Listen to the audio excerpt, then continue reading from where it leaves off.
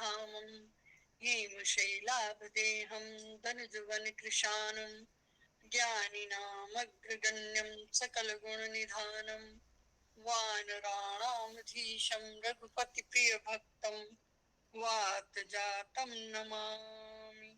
गुरुर्ब्रह्मा गुरुर्विष्णु गुरुरेव महेश्वर गुरु साक्षात् परं ब्रह्म तस्मै श्री गुरुवे नमः। अखंड मंडलाकारं व्याप्तं येन चराचरं तत्पदं दर्शितं येन तस्मै श्री गुरुवे नमः। अज्ञानान्तिमिरान्धस्य ज्ञानाञ्जनशलाकया चक्षुरुन्मीलितं येन तस्मै श्री गुरुवे नमः। लक्ष्मया मुनिमध्यमाम् अस्मदाचार्यपर्यन्तां वन्दे गुरुपरम्पराम्।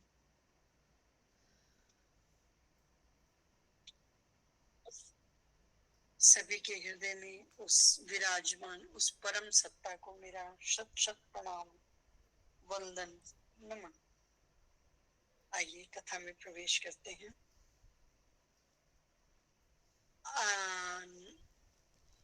हम थे आसुरी प्रवृत्ति के लोगों के आचरण के साथ कि वो किस किस तरह से आचरण करते हैं, उनका स्वभाव कैसा होता है। ऐसी जिज्ञासा हुई तो भगवान जी ने अगले श्लोकों में उसका वर्णन किया है।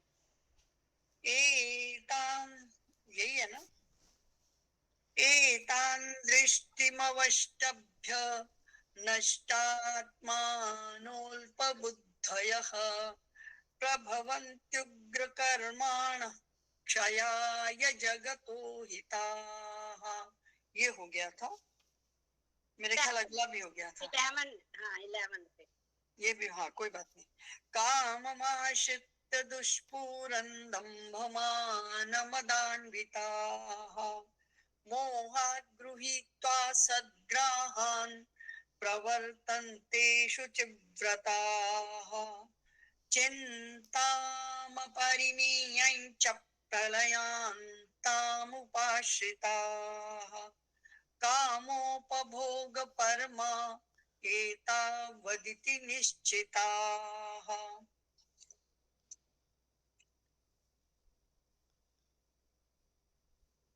आशापाश शतैर्बद्धाः कामक्रोधपरायणाः ईहन्ते कामभोगार्थम् अन्यायेनार्थसंचयान्।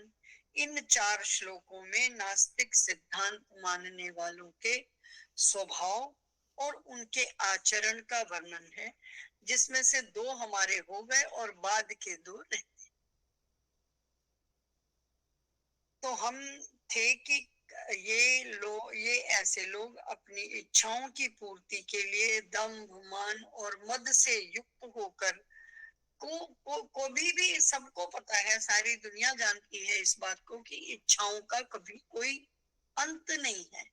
उन अंतहीन इच्छाओं का आश्रय लेकर अज्ञानी लोग मिथ्या सिद्धांतों के साथ अपने जीवन को जीते रहते। मतलब क्या होता है, भगवान देखा है कभी? नहीं देखा ना, तो फिर कहां से आ गया? ये क्या हुआ? ये तो कायर लोग ऐसे ही बोलते हैं, कहाँ का भगवान, कौन सा भगवान?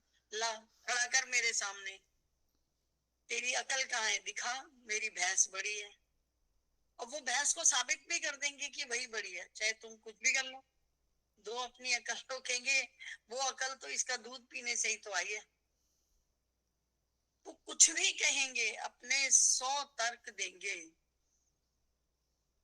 दंभ दर्प अभिमान से युक्त होकर कोई इच्छा कभी किसी की पूरी हो ही नहीं सकती। फिर भी उनके आश्रय लेकर वो उन्हीं इच्छाओं के साथ रमण करते हैं, घूमते हैं, उन्हीं इच्छाओं के साथ इस शरीर को प्राप्त करके उन्हीं इच्छाओं के साथ रहते हैं और उन्हीं इच्छाओं में वो मर भी जाते हैं, लेकिन सुधरते नहीं। फिर उन्होंने कहा चिंताम परिमेयं च प्रलयांताम उपाश्रिता, कि अपरिमेय चिंताएं, चिंता भी कभी समाप्त नहीं होती, असंख्य चिंताओं का आश्रय लेकर वो प्रलयांतम, मृत्यु तक, प्रलय किसको कहते हैं? जब हम नहीं रहे तो फिर संसार है क्या? तो मृत्यु प्रलय तक, अपने प्रलय, प्रलय उत्कृष्ट रूप से लय के अंदर प्रलय का अंत, ये सब कुछ पृथ्वी से निकला था और प्रभु में वापस समा जाना, ये है प्रलय की परिभाषा। तो वो ये कहते हैं कि चिंता अपरिमेयम, अपरिमेय चिंताओं के साथ वो रहते हैं और प्रलय काल तक इनका आश्रय लेकर जीते हैं। यानी जब तक वो स्वयं मर नहीं जाते, वो तब तक उन चिंताओं के साथ रहते हैं, उन्हीं चिंताओं में घोर घूम करते रहते हैं। कहते हैं नहीं नहीं नहीं नहीं, ये भी खत्म हो गया, मेरे को दूसरी चिंता है, अब वो खत्म हो गया, अब तीसरी चिंता है, अब कुछ नहीं तो पड़ोसी की चिंता, और नहीं तो वो खुश क्यों है, ये भी एक चिंता है। पर वो उन्हीं चिंताओं में रहेंगे। वो कहते हैं कामोपभोग परमा एता वदिति निश्चिता, कि वो विषय भोगों को भोगने में हमेशा तत्पर रहते हैं। एक के बाद एक आशाएं जगती हैं, उठती हैं, उनकी तृप्ति होती है और वो उसी में ही लगे रहते हैं। और वो कहते हैं बस सुख इतना ही है, एता वदिति निश्चिता, निश्चित रूप से सुख इतना ही है। वो बड़े ठोक बजा के कहते हैं। और सुख क्या है उनके हिसाब से? इच्छा की पूर्ति हो जाना, विषय इंद्रिय संयोग का हो जाना ही उनके लिए इच्छा की पूर्ति। चाहे उस इच्छा की पूर्ति में 4 रोग आ जाएं, कोई बात नहीं, पर मेरी तमन्ना तो पूरी हो गई ना। मैं तो इससे ज्यादा कुछ मांगा ही नहीं था। और छोटी छोटी उनकी, छोटी छोटी बड़ी बड़ी जैसी भी उनके अंदर आ गई लहर, आई लहर तो चांद आज चाहिए, नहीं तो आज गोलगप्पे से काम चलेगा। तो उनको बस अपने हिसाब से, वैसे सबको बहुत बहुत बधाई हो, हमारे देश ने चंद्रयान छोड़ा और वो सफलतापूर्वक ऊपर जा रहा है। वो अपने लक्ष्य को प्राप्त करे, हम ऐसा मंगल कामना करें अपने देश के लिए। आशा पाश शतैर्बद्धा काम क्रोध परायणाः ईहन्ते काम भोगार्थम अन्यायेनार्थ संचयान, की आशा पाश, आशा के पाश से सैकड़ों रूप से बंधा हुआ वो काम और क्रोध के परायण होकर कामोपभोग अन्याय, काम और उपभोग को चाहता हुआ, करता हुआ, अन्यायेनार्थ संचयान, अन्याय पूर्वक, न्याय पूर्वक, कैसे भी अन्यायेन अर्थ संचयान, धन को इकट्ठा करता हुआ, अपने भोगों के लिए धन को इकट्ठा करता है, बस इतना ही काम करता है। कहते हैं कि वो आशा कभी समाप्त होती है? किसी भी चीज की समाप्त नहीं होती। तो वो सैकड़ों आशाओं से बंधा हुआ, जैसे फांसी चढ़ी हो ना किसी, ऐसे सारी आशाओं से वो लटका रहता है। और काम और क्रोध से, यानी इच्छाएं जागृत होती रहती हैं, कुछ पूरी हो जाती हैं, कुछ नहीं होती, कुछ अधूरी हो जाती हैं, तो वो क्रोध के साथ रहता है। क्रोध बहुत अच्छा होता है करना। अगर क्रोध पर हम सवार हो,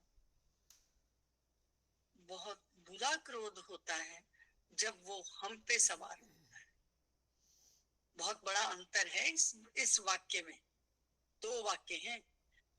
क्रोध बहुत अच्छा है जब हम क्रोध पर सवार हैं, क्रोध बहुत बुरा है जब वो हम पे सवार है।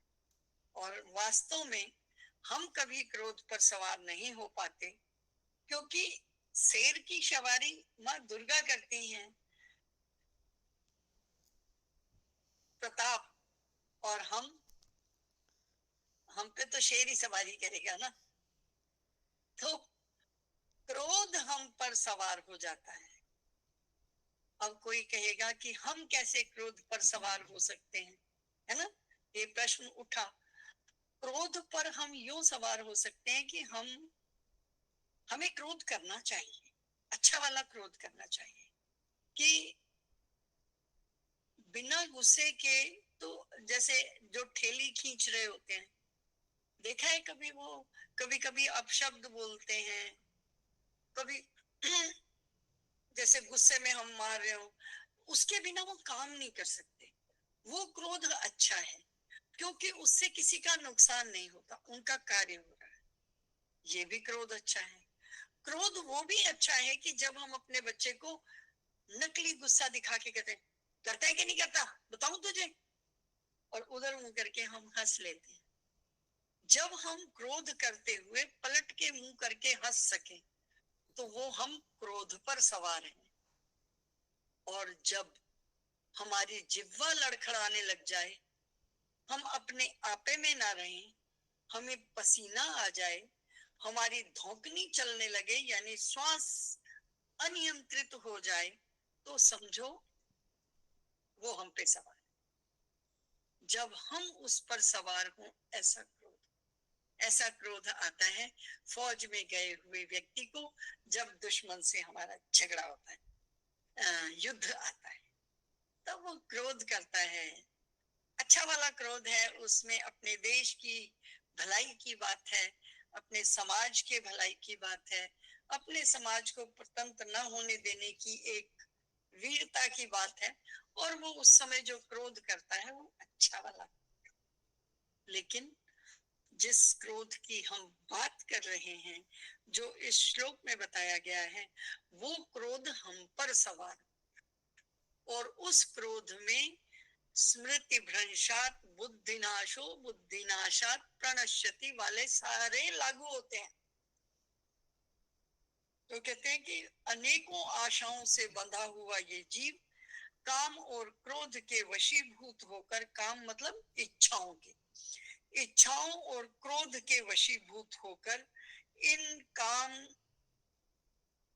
के भोगों में, इच्छाओं की पूर्ति के भोग में लगा रहता है, और वो अन्याय से धन कमाता है। जब कहा अन्याय से धन कमाता है, तो इसका अर्थ हुआ कि उसकी इच्छाएं इतनी प्रबल हो जाती हैं कि उन इच्छाओं की पूर्ति के लिए वो कहीं से भी आए धन को स्वीकार कर लेता है, शास्त्र सम्मत धन नहीं कमाता। और हमारे शास्त्रों में प्रत्येक व्यक्ति के लिए कौन कितना धन ले, इसका पूरा विवरण है। उसी शास्त्र के आधार पर जो चलता है वो क्रोध पर सवार होता है, लेकिन जो शास्त्र के विरुद्ध चलता है, क्रोध उस पर सवार हो जाता है, और वस्तुतः वो स्वयं की मृत्यु की ओर बढ़ जाता है। इससे किसी का कोई नुकसान नहीं, और जो उसके अंदर है वो देता भी वही है, तो सबको क्रोध बांटता है वो। और आपने देखा होगा कुछ लोगों को, जब आप मिलते हैं, बाहर जाते हैं, कोई कोई व्यक्ति होता है, आपका दिल नहीं करता उसके साथ खड़े होने को, ऐसे लगता है अरे बाप रे कितना सेक निकल रहा है इस आदमी से, चल लो यहाँ से भैया, बहुत हो गया, बस बस बस, हाँ हाँ चलो।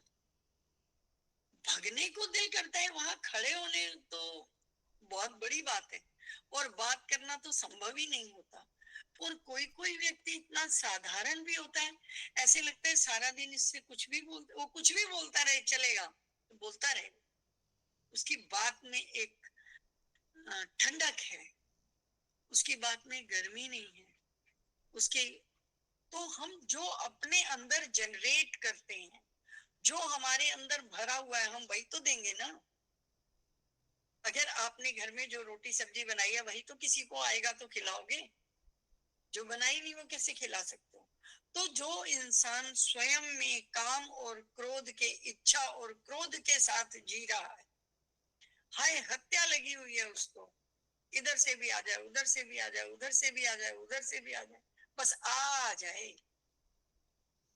कईयों को देखो इतना होता है कि अब खुद मर जाएंगे, पानी नहीं पी, क्योंकि किसी ने दिया नहीं, खरीद के पीना नहीं। अब कोई साधु पुरुष हो तो वो ये कहे कि मेरा हाथ पकड़ ले, वो पकड़ के आ जाए। लोग कहते हैं ला अपना हाथ दे, वो कहता है मैं दूंगा ही नहीं, मरना मंजूर। तो इस तरह की जब प्रवृत्ति आ जाती है तो क्रोध हम पर सवार, हम क्रोध पे सवार नहीं होते। और जब क्रोध हम पर सवार होता है तो वस्तुतः स्वयं के मरण की तरफ बढ़ रहे हैं। या मरण का अर्थ श्वास का खत्म हो जाना नहीं है। जब हम अपने लक्ष्य से भटक जाते हैं वो भी एक मरना है।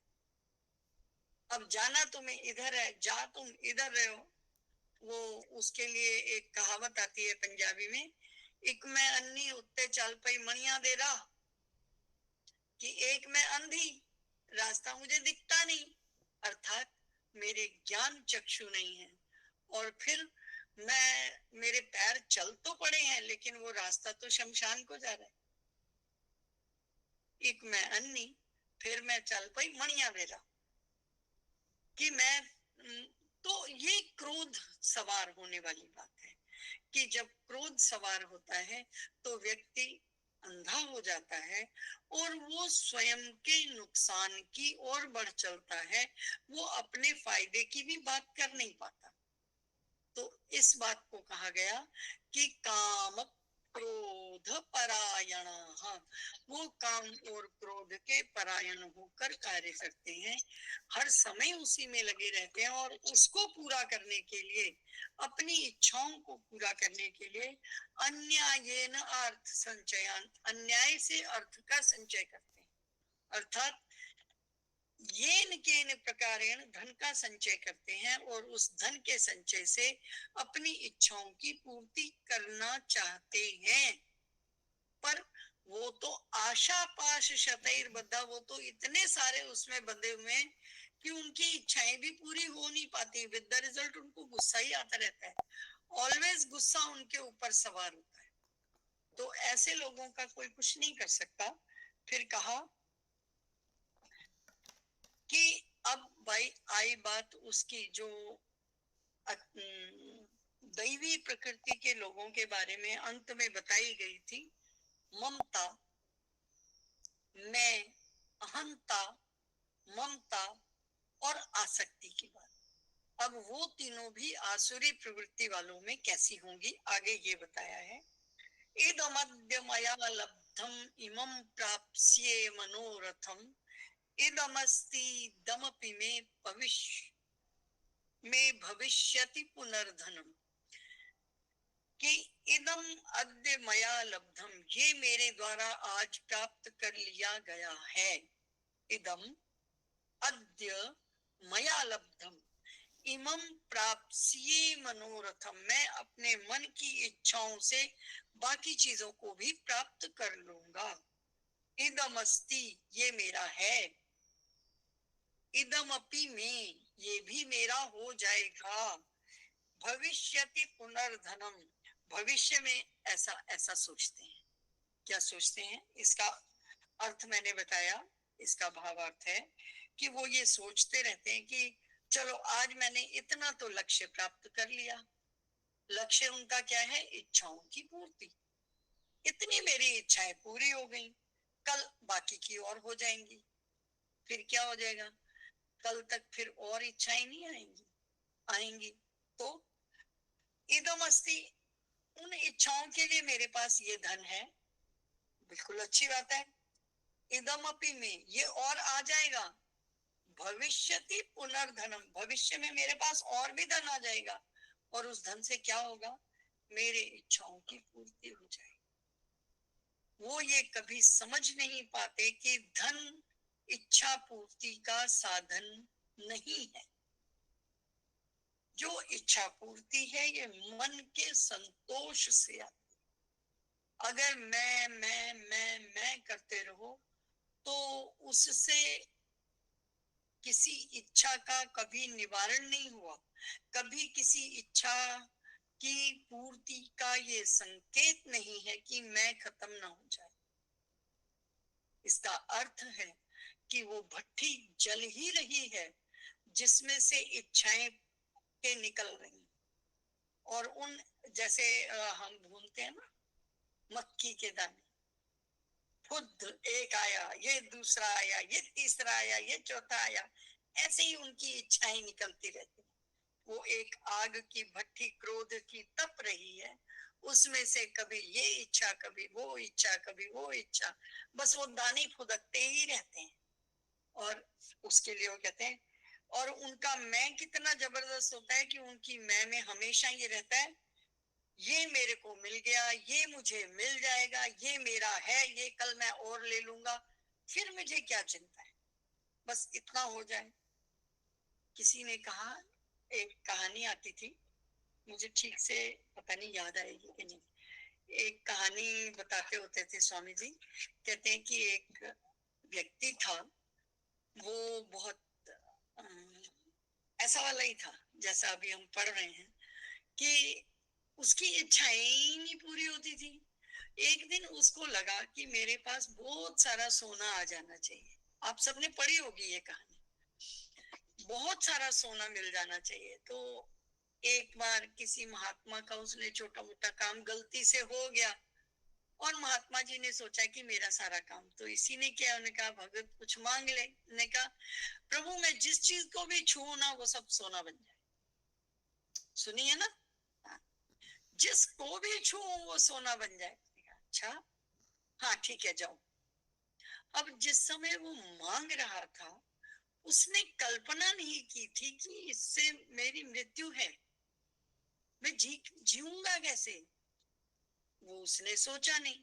बड़ा खुश हो रहा था कि मैं किसी पेड़ को हाथ लगा रहा हूँ, ले वो तो सोने का बन गया, अरे ये पत्थर भी सोने का बन गया, वो वेरी गुड, कितना धन हो गया, मेरा राज्य तो खुशहाल हो गया। घर आया, बेटी भागती भागती आई, पापा पिताजी पिताजी पिताजी, ले जी बेटी भी सोने की बन गई, ये तो गलत हो गया, ये तो गलत हो गया। अब पिताजी ने छू लिया। अब खाना खाने की बारी आई तो वो खाना भी सोना बन गया। अब खाए क्या, पिए कैसे, और मतलब मैं किसी को छुई, मतलब अब उसे लगा कि मैं किस किस को ना छूऊं, इतना अधिक छू लिया उसने। अब उसको लगा कि मुझे क्या नहीं करना चाहिए, मुझे इस पर विचार करना चाहिए, क्योंकि मैं किसी चीज को छूंगा वो तो सोना बन जाएगी। लेकिन क्या हर चीज को छूते रहने से मेरा व्यापार है, मेरा काम चलेगा, ये उसको समझ नहीं आई। मांग लिया, फिर पलट के गया कि महाराज जी अपना ये वापस लो, और सब चीजें उन्होंने कहा कि मैं वापस तो ले लूंगा, लेकिन जो चीज जैसी थी वैसी हो जाएगी, अब तो पहले विचार कर ले। तो उसने कहा नहीं महाराज मैं समझ गया, इस चीज का कोई अंत नहीं है, सुख तो बिना सोने के ही था, कितना सोना चाहिए, मुझे खाने को सबसे पहले चाहिए, पीने को चाहिए, मैं पी नहीं पा रहा हूँ, खा नहीं पा रहा हूँ, मेरे बच्चे नहीं रहे, मैं कोई और सुख भोग ही नहीं सकता, मैं खाली सोने के साथ तो नहीं रह सकता। तो इससे अच्छा है जो है जहां है जैसा है के आधार पे वापस ले लो। और उन्होंने अपना भाव क्या है इस कहानी के पीछे, कि हम पागलपन में दौड़ते चले जाते हैं एक अंधी दौड़ के साथ।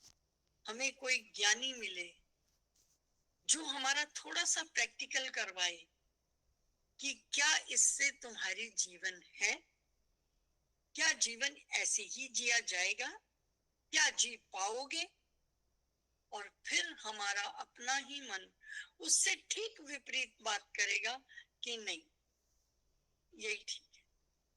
अभी बहुत बहुत छोटी सी बात है, अगर कोई कहे कि भाई देखो मृत्यु आपके हाथ में है, जब आप चाहोगे तब मरोगे, आप किसी के लिए मृत्यु मांग पाओगे नहीं ना।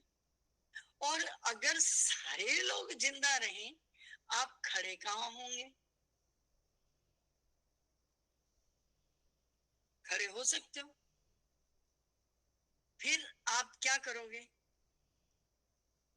फिर फिर उस समय आकर समय समझ में आता है कि प्रभु ने ये ठीक ही किया है कि अपने हाथ में रखा है। अगर प्रभु ने ये चीज भी हम लोगों के हाथ में दे दी होती, सोचा है कितनी अव्यवस्था आ जाती।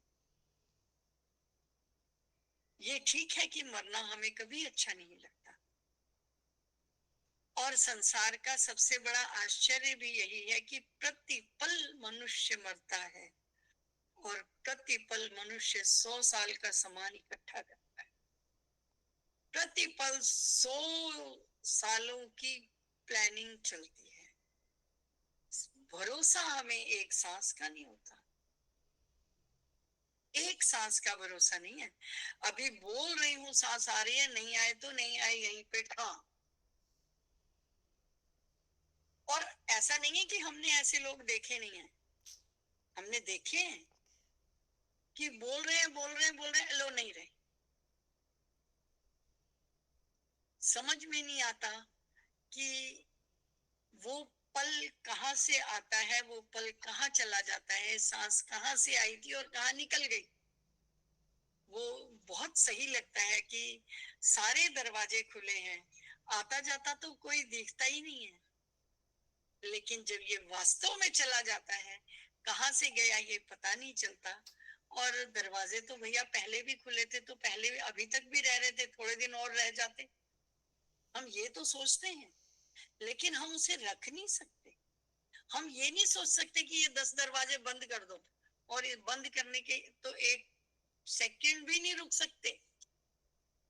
अगर वास्तव में हम ये 10 दरवाजे बंद कर दें जिनसे इन प्राणों ने जाना है, फिर तो बिना चाहे ही मृत्यु हो जाएगी। ना हम दरवाजे बंद कर सकते हैं, और दरवाजे खुले में वो चला ही जाएगा जब उसको जाना है। कुछ भी तो हमारे हाथ में नहीं है। अभी आप बहुत छोटी सी बात करते हैं, अगर पॉटी नहीं आए, हम डॉक्टर के चले जाते हैं, ये दरवाजा बंद है जी, खोलो। हम कोई भी दरवाजा बंद नहीं कर सकते। आंख बंद हो जाए तो हम डॉक्टर, आंख के डॉक्टर के पास चले जाते हैं, कान बंद हो जाए कान के डॉक्टर के पास चले जाते हैं, बोलना बंद हो जाए तो बोलने के डॉक्टर के पास चले। कोई दरवाजा बंद हमें मंजूर नहीं है, क्योंकि ये प्रभु ने खुले भेजे हैं ना, तो उन दरवाजों पे बंद करना भी हमें शोभा नहीं देता। ये हमारे हाथ की बात नहीं है, और शायद ठीक भी है। ये कटु सत्य हैं जिनको हमें मानना चाहिए। बहुत मुश्किल से आते हैं, लेकिन यही सत्य है। हमारे माँ बाप नहीं है, माँ बाप के माँ बाप भी नहीं है। अगर हम तीसरी पीढ़ी देखें, उनके बहन भाई भी नहीं है, उनके मामा चाचा ताऊ फूफा जीजा बहन कोई भी नहीं है। ये सब जा रहे हैं, हम भी इसी लाइन में लगे हैं। सबकी टिकट उसी दिन आ गई थी जिस दिन हम इस धरती पर आए थे। टिकट लेके आए हैं, गाड़ी आने की देर है। जिस दिन गाड़ी आई और हम सवार नहीं होंगे, हमें सवार करा दिया जाएगा। ये भी एक कटु सत्य है। वस्तुतः यही सत्य है कि ये चीजें अपने हाथ में नहीं है। तो कहते हैं, फिर भी हम क्या करते हैं, इदमस्ति दमपि में भविष्यति पुनर्धनम, कि एक तो हम अन्याय से शास्त्र सम्मत तरीके से अलग हटकर धन कमाते हैं, और फिर हम कहते हैं ये मेरा है, कल ये मेरा और हो जाएगा, बस भविष्य में तो बहुत धन हो जाएगा, इसमें क्या बात है, और मैं इस धन के साथ सुखी हो जाऊंगा। फिर वो कहता है, असौ मया हत शत्रुर्हनिष्ये चापरानपि ईश्वरो हम भोगी सिद्धो हम बलवान सुखी। वो कहते हैं कि ये जो अभी तक बात थी मैं की, अब आई हम की, यानी मैं, मेरी पेरिफेरी, और मेरी पेरिफेरी में क्या होता है, असौ मया हत शत्रु, कि मैंने देखो अपने शत्रु को मार दिया। बड़े गर्व से बताती, वो मेरा दुश्मन था, मैंने उसको खत्म कर दिया। क्यों?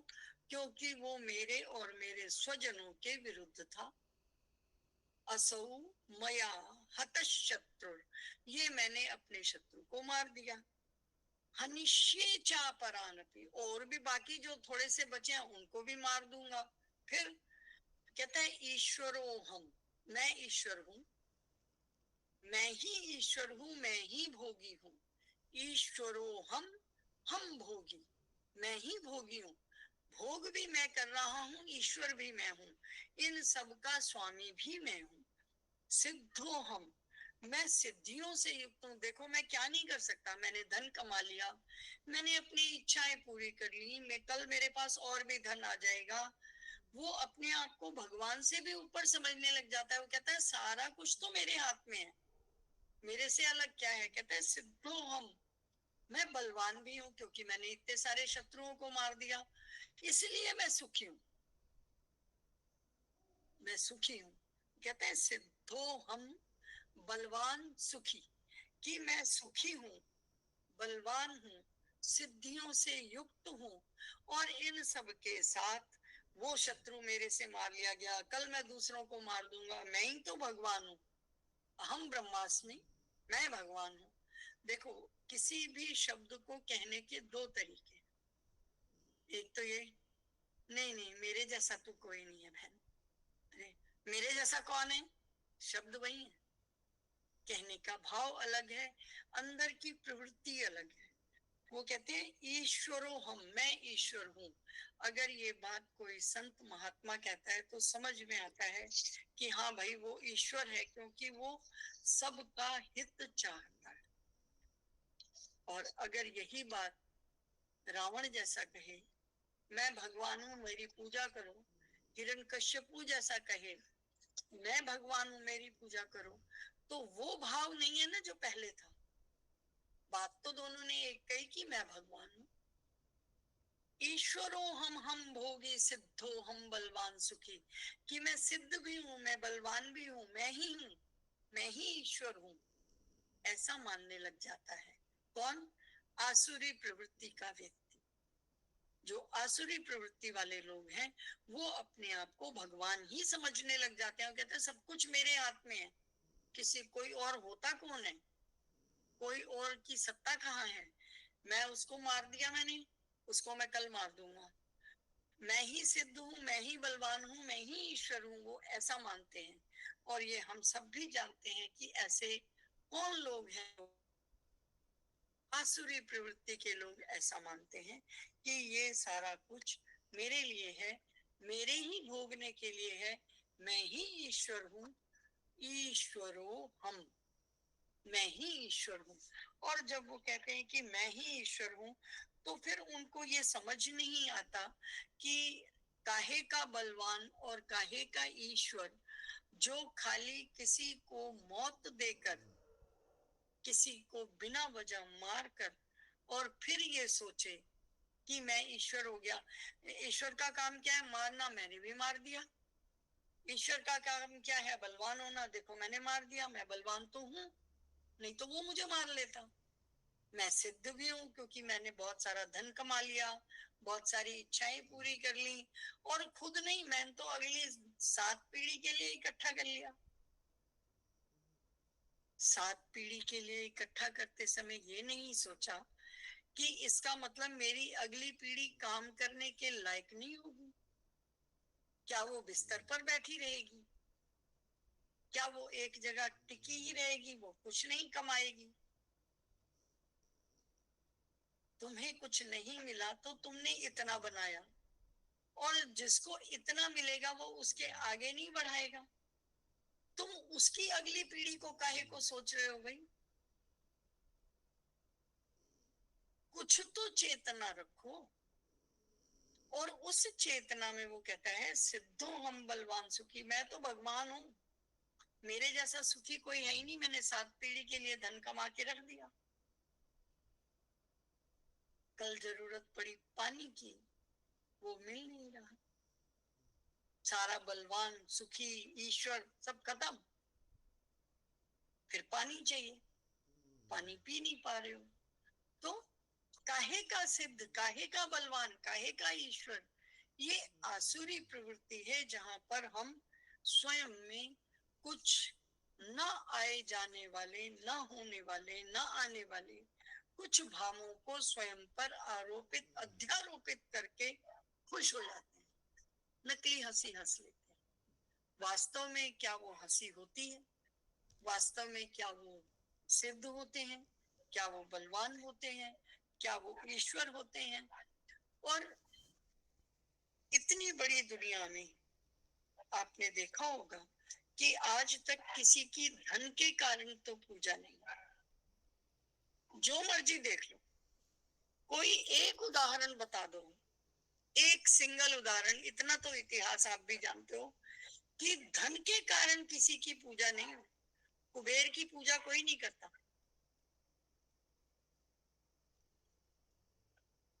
पूजा किसकी होती है? जो धन का त्याग करता है, जो कहीं देता है। जब वो देता है ना, तब उसकी पूजा होती है। अरे फला आदमी ने इतना दान किया, उसका हम उसकी हम फट्टी भी लिखवाते हैं, उसका एक शिलालेख भी लिखवाते हैं, उसके कसीदे भी पढ़ते हैं, उसके गुण भी गाते हैं। और वो वास्तव में एक धन्यवाद का पात्र तो होता ही है कि उसने स्वयं से कमाया और लोगों में बांट दिया, उसका तो नाम देखा। लेकिन कोई भी धन के कारण कि मेरे पास बहुत धन है इसलिए तुम सब मेरे आगे पीछे घूमो, तो कोई नहीं घूमे। हाँ, तुम मर जाओ उसके बाद ये धन मेरा हो जाए, इसके लिए तो कोई घूम सकता है। लेकिन तुम्हारे पास धन है इस कारण कोई तुम्हारी तारीफ कर दे, कभी नहीं हो सकता। वो कहेंगे पैसा इतना है, पता नहीं कहाँ ले जाके मरेगा, एक पैसा भी निकालता नहीं है। जो उसके धन की वजह से ही उसके साथ लगा हुआ है, मन की भावना उसके भी ये है, वो भी उसकी तारीफ नहीं करता। वो उसके कहीं प्रशंसात्मक शब्द उसके पास उसके लिए नहीं है। कोई भी ये कहता है कि है तो बहुत, लेकिन जान निकलती है 2 पैसे के लिए। नहीं, कहाँ लेके जाएगा, कैसे छाती में ले जाएगा क्या? कफन में तो जेब भी नहीं। अच्छा, मजे की बात, ये सेंटेंस सबको पता है कि अंतिम वस्त्र में जेब नहीं होती। कौन कहता है जेब नहीं होती? कुछ अच्छे कर्म करो, जेब तो है ही है। कुछ दान करो, कुछ पुण्य करो। एक स्वामी जी की कथा मुझे ध्यान नहीं है, अभी थोड़े दिन पहले ही सुनी है मैंने।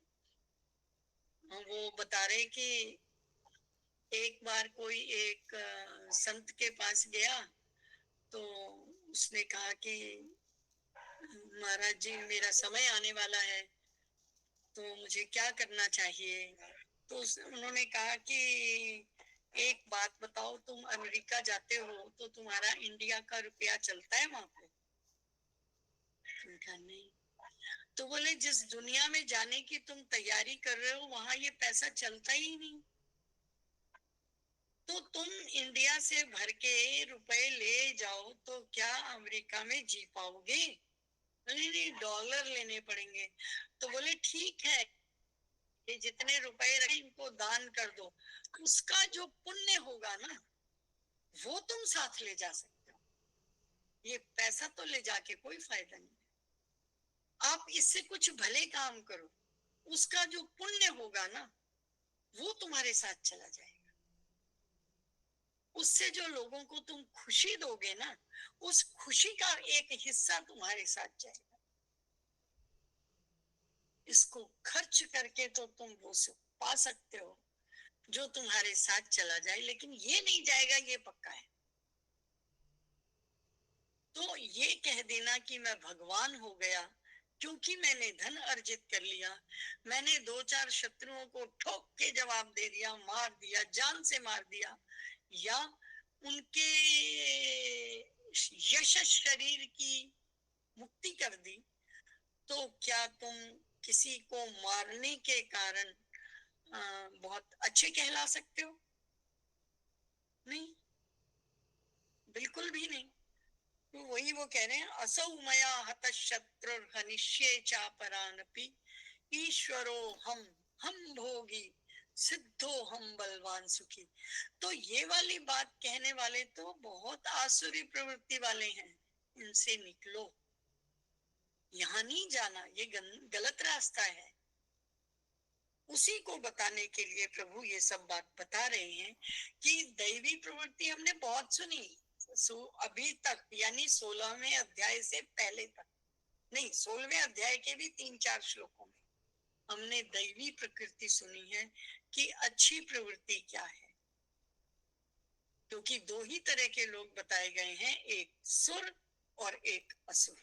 जो सुर हैं, जो सुर देवता भी कह सकते हो, अच्छे लोग भी कह सकते हो, और जो अच्छे लोग हैं, अच्छी प्रवृत्ति है, अच्छी प्रकृति है, उसके साथ रहो।